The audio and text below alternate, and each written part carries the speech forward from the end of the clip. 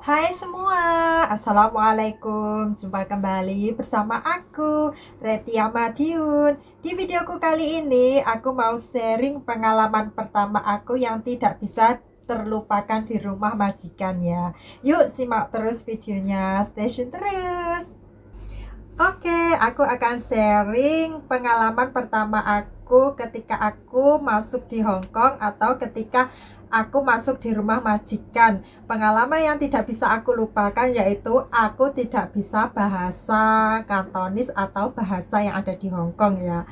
Bekerja kalau tidak bisa bahasa itu sungguh sangat menyakitkan, karena kalau kita diajak ngomong majikan itu kita nggak nyambung. Meskipun kita bisa bekerja, kalau kita bisa bekerja tapi kita nggak bisa bahasanya, itu bagi aku juga percuma banget. Karena takutnya itu entar kita disuruh ke pasar, kita disuruh beli sayur, kita belinya buah, kan nggak nyambung sama sekali. Maka dari itu yang mau pergi ke luar negeri, khususnya ke Hong Kong atau kemana, kita harus mempelajari bahasanya. Misalnya ke Hong Kong, kita harus mempelajari bahasa Hong Kong, yaitu bahasa Kantonis.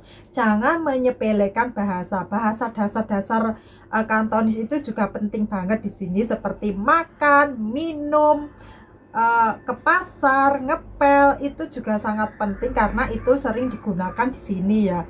Misalnya kalau kita nggak mempelajari bahasa dasarnya, misalnya kita disuruh ambilin sendok ya, kita ambilin tisu, kan nggak nyambung sama sekali. Kayak aku dulu ya nggak bisa bahasa ya, nggak ya bisa aku sedikit sedikit ya di sini itu ya, bahasa dasarnya itu baru masuk itu sedikit banget ya pokoknya.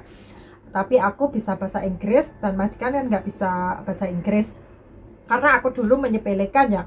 Aku bisa bahasa Inggris, jadi aku nggak begitu mempelajari bahasa Kantonis. Aduh, aku nyesel banget kalau aku ingat aku dulu kurang mempelajari bahasa Kantonis, sedangkan aku bekerja di Hong Kong. Seharusnya aku juga harus mempelajari bahasa Kantonis karena di Hong Kong itu bahasanya Kantonis. Tapi aku dulu sungguh gimana ya, agak menyepelekan, dan akhirnya aku nyampe Hong Kong nggak bisa bahasa.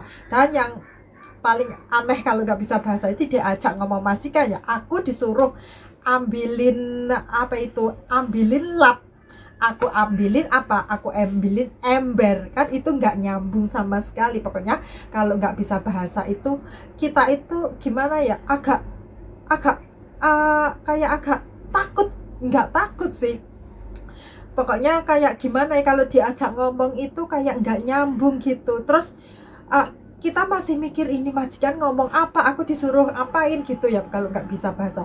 Yang terutama itu kalau mau ke Hong Kong itu pelajari bahasa-bahasa dasarnya, karena bahasa-bahasa dasar itu sangat penting banget. Entar kalau masalah menyambungin itu sedikit demi sedikit, entar pasti majikan akan mengerti. Kalau baru datang ke Indonesia itu pasti sedikit-sedikit bahasanya baru bisa gitu, pasti majikan akan memahami. Yang penting kalian bisa bahasa dasarnya seperti makan, minum, ya telika, ngepel, masak, pergi ke pasar, itu kalian pelajari ya, karena itu bahasa yang digunakan sehari-hari di sini.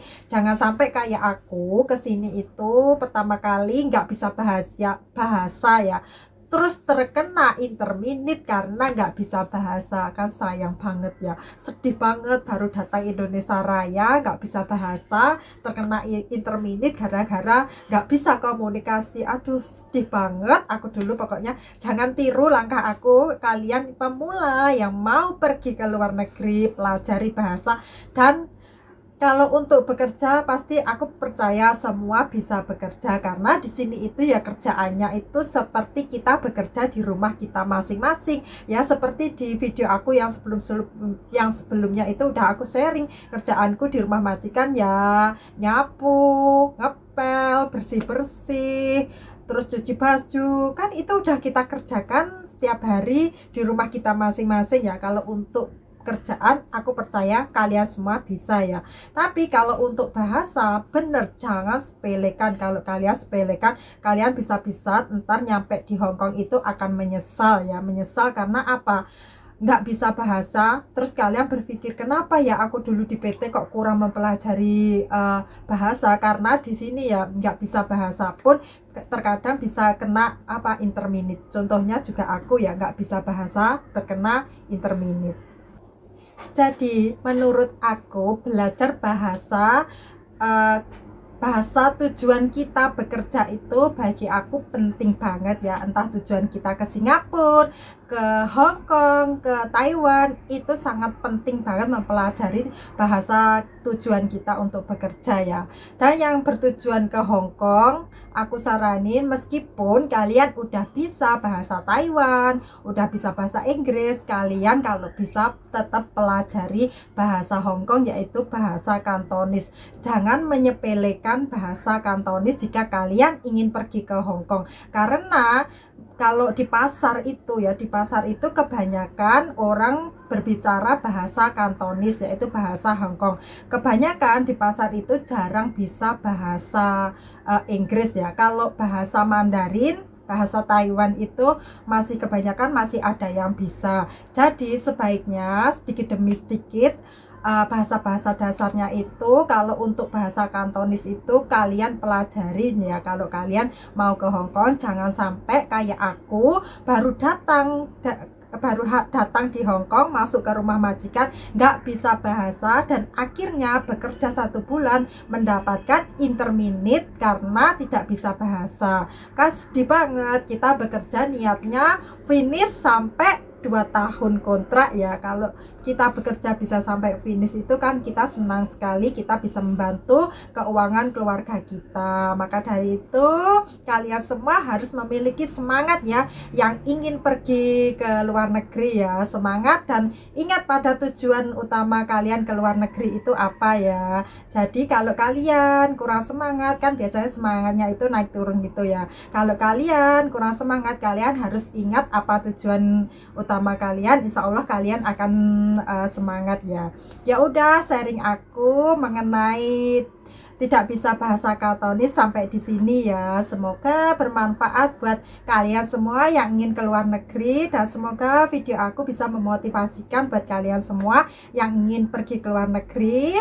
Jika kalian menyukai video aku, kalian boleh bantu like, komen, dan subscribe, serta kalian bisa menyalakan tombol loncengnya supaya kalian tidak akan ketinggalan di videoku next.